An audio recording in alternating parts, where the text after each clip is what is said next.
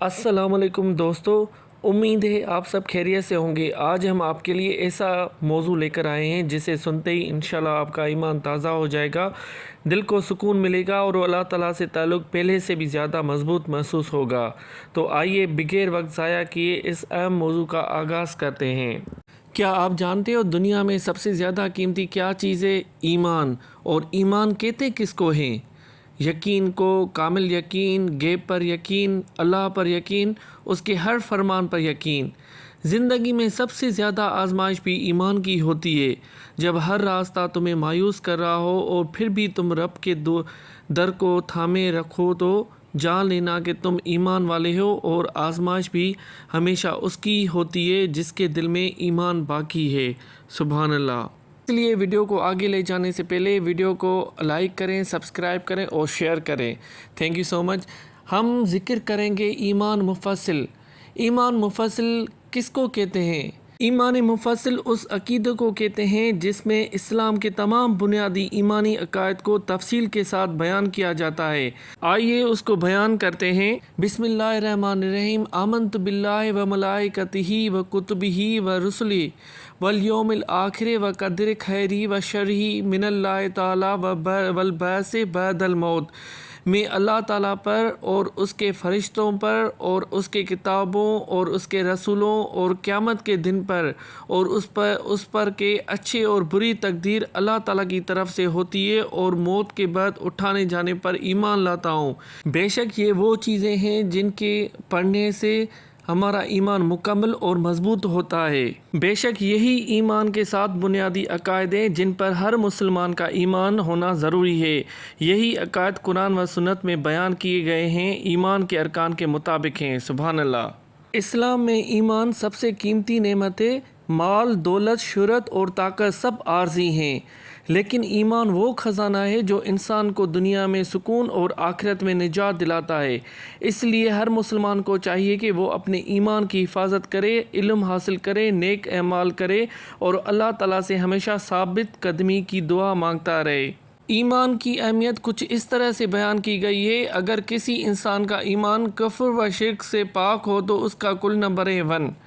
ایسے ایمان کے ساتھ اگر وہ اعمال صالحہ پر کار بند ہو تو پھر دائیں طرف ایک صفر کا اضافہ اور کل نمبر ہوئے 10۔ اگر اس کے ساتھ ساتھ لوگوں کی دعوت حق بھی دیتا ہو تو کل نمبر ہوئے 100۔ اس حوالے سے آنے والی مشکلات پر صبر بھی کرتا ہو تو پھر نمبر ہوئے 1000۔ یہ سب کچھ ہو اور ایمان میں کفر و شرک کی معمولی سے بھی ملاوٹ آ جائے تو کل نمبر ہوئے 000۔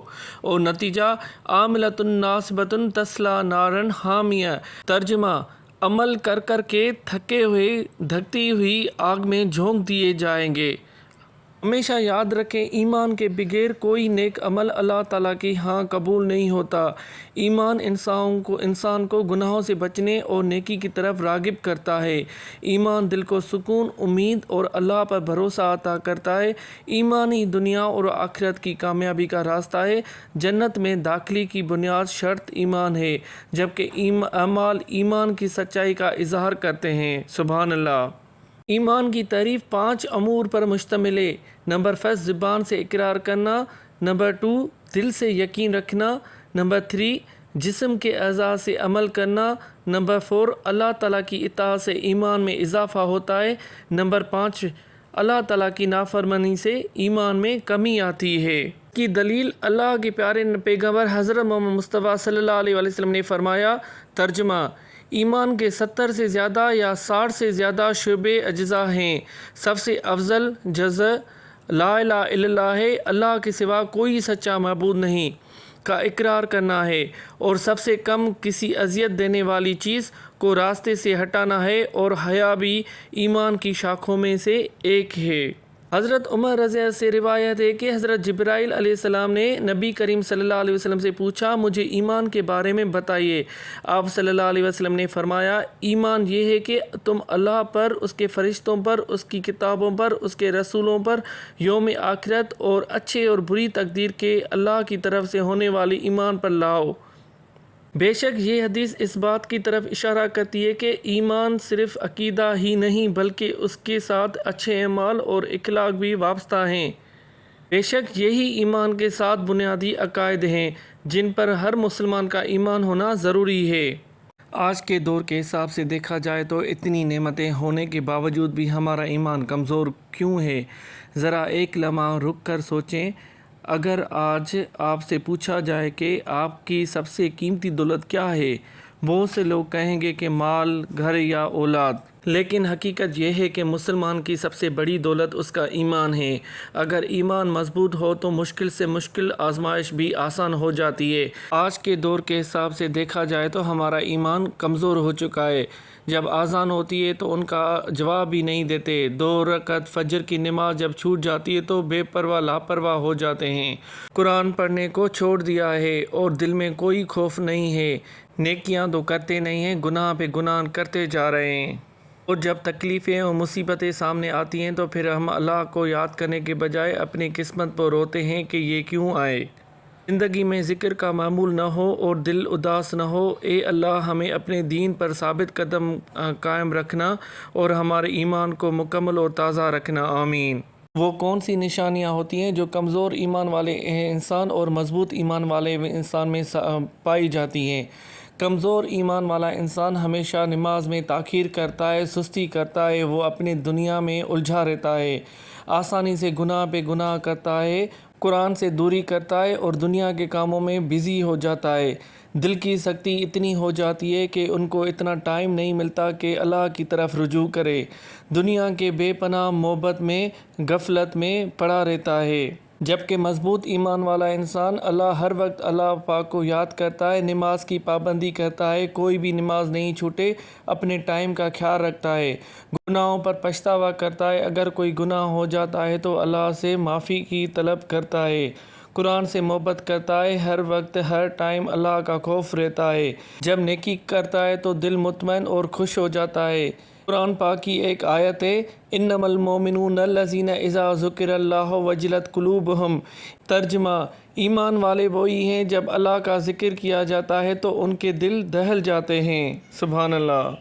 آخر ایسا کیا کریں جو ہمارا ایمان مضبوط ہو جائے؟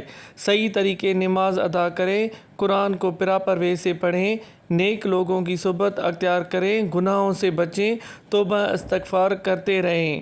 ایمان خود بخود نہیں بڑھتا، اسے مضبوط کرنا پڑتا ہے، اپنا محاسبہ کرنا اور اس کی بہتری کے لیے مضبوط قدم اٹھانا، اسی کو ہی مضبوط ایمان والا انسان کہتے ہیں۔ اگر ایمان مضبوط ہو تو مشکل سے مشکل آزمائش بھی آسان ہو جاتی ہے، اور اگر ایمان کمزور ہو جائے تو دنیا کی ہر کامیابی بھی بے معنی لگتی ہے۔ ایسے ایمان ایک دن میں مضبوط نہیں ہوتا، بلکہ مسلسل نیک اعمال کرنے سے ایمان مضبوط ہو جاتا ہے۔ مضبوط ایمان یہ ہے کہ انسان ہر حال میں اللہ تعالیٰ پر یقین رکھے، خوشی ہو یا آزمائش اللہ کی احکام پر عمل کرے، گناہوں سے بچے اور کسی مشکل میں بھی اللہ کی رحمت سے مایوس نہ ہو۔ 10 چیزیں ہیں جو ایمان کو کمزور کرنے لگتی ہیں۔ نمبر 1، جھوٹ بولنا ایمان کو کمزور کرتا ہے۔ ہم کیا کرتے ہیں؟ جھوٹ پہ جھوٹ بولتے ہیں، دوسروں کو خوش کرنے کے چکر میں ہم ایمان اپنا کمزور کر لیتے ہیں۔ نمبر 2، غیبت نیکیوں کو ختم کر دیتی ہے۔ آج کل غیبت اور چغلی کا بہت زمانہ آ گیا ہے، کوئی کسی کو برداشت نہیں کر رہا، غیبت پہ غیبت، اس کی چغلی خوری کرتے ہیں، ان کو نیچا دکھانے کی کوشش کرتے ہیں۔ نمبر 3، تکبر اللہ کو ناپسند ہے۔ کوئی چیز مل جاتی ہے، اقتدار مل جاتا ہے تو ہم اپنے آپ کو سمجھنے لگتے ہیں کہ ہر چیز ہمیں پتہ نہیں، اپنے آپ کو کیا سمجھنے لگتے ہیں۔ نماز میں سستی نقصان کا سبب ہے، قرآن سے دوری دل کو سخت کر دیتی ہے اور ذکر الہی کو چھوڑنا غفلت ہے۔ نمبر 7واں پوائنٹ، گناہوں پر اصرار ایمان کو کمزور کرتا ہے۔ حسد دل کی پاکیزگی کو ختم کر دیتا ہے اور توبہ میں دیر کرنا نقصان دہ ہے۔ ہمیشہ یاد رکھیں، اللہ کی نافرمانی سے بچیں۔ اللہ جب ناراض ہوتا ہے تو وہ رزق کو کم نہیں کرتا، بلکہ وہ سجدوں کی اور اپنے در پہ بلانے سے محروم کرتا ہے۔ اگر آپ چاہتے ہیں کہ آپ کو جنت نصیب ہو، یہ 10 اعمال کیسے بھی کر کے آپ کو کرنے پڑیں گے۔ نمازوں کی پابندی اور وقت پر ادا کرنا، اللہ کی رضا کے لیے روزے رکھنا، قرآن کریم کی تلاوت اور اس پر عمل کرنا۔ نمبر 4 پوائنٹ، والدین کی خدمت اور ان کا ادب کرنا، نمبر 5ویں پوائنٹ صدقہ خیرات کرنا اور ضرورت مندوں کی مدد کرنا۔ نمبر 6 پوائنٹ کثرت سے ذکر الہی اور استغفار کرنا۔ اگر کوئی خطا ہو جائے، گناہ ہو جائے تو اسی ٹائم اللہ سے توبہ کرنی چاہیے۔ نمبر 7ویں پوائنٹ نیکی کا حکم دینا اور برائی سے منع کرنا۔ نمبر 8ویں پوائنٹ غصہ پر قابو پانا اور لوگوں کے ساتھ حسن سلوک کرنا، جو اللہ کی نظر میں بہت اہمیت رکھتا ہے۔ نمبر 9ویں پوائنٹ عفواً درگزر کرنا اور دل سے لوگوں کو معاف کرنا۔ بے شک اللہ پر یقین رکھنا اور صرف اسی پر ہی بھروسہ کرنا، یہی بہت اعمال ہیں۔ یہ اعمال جنت کے راستے کو کھولتے ہیں۔ آج ہی ان سب پر عمل شروع کریں، پھر دیکھیں زندگی میں کیسے خوشیاں آتی ہیں۔ سبحان اللہ۔ جب اللہ تعالیٰ کسی بندے پر مہربان ہوتا ہے تو اسے اپنے عبادت، سجدوں، ذکر، قرآن کی توفیق عطا فرماتا ہے۔ اس لیے اگر عبادت کی توفیق مل رہی ہو تو یہ اللہ کا بہت بڑی نعمت ہے جس کی قدر کرنی چاہیے۔ بے شک اللہ پاک بہت بڑا غفور الرحیم ہے۔